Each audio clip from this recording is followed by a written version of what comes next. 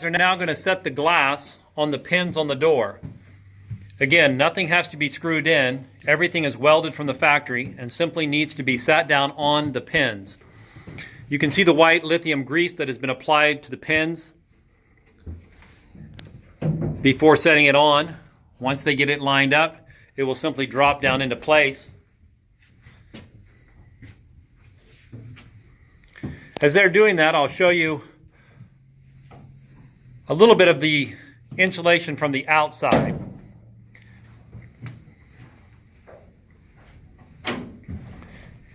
Again, you can see the gap that I was talking about here, difference at the bottom to the difference at the top. As well, over on the other side, the gap is exact opposite, greater at the bottom and smaller at the top. And again, that is very typical, and that's why you need that 1 inch all the way around the door to be able to adjust the door, because the door has to be set perfectly. The other thing to be cognizant of with an iron door is that should you have settlement or movement of the door, that can be a problem for you, as the iron cannot be trimmed like you could a wood door and shave a little bit off in order to get proper closure. The good news is, though, you should not have periodic swelling or shrinking of the door like you would with a wood door, as the iron is not going to move. And there you'll see our door is properly installed with the doors in place as well as the glass in place. And we have proper closure at the top. Let me close this door all the way. And you'll see proper closure and reveal at the top as well.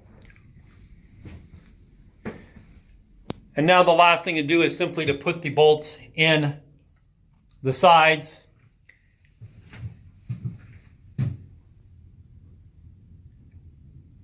If you have a situation like this where you do not have enough room to put a bolt in the second hole, you may opt to put a piece of fir wood in there to be able to install a secondary bolt.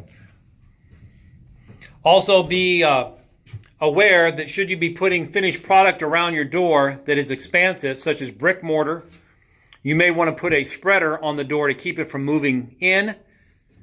So now again, when you're looking at the door, you can clearly see on the door there are 5 L brackets, 1 at the top, 2 on the left, and 2 on the right. Those L brackets are offset by 1/2 inch from the interior side of the jamb.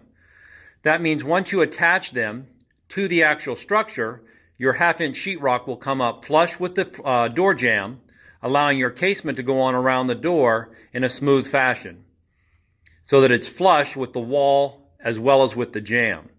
We also suggest that when you're putting on your door casement, that you put it on not all the way to the hinge, but just barely across the actual frame itself, because the frame is painted to match the actual door.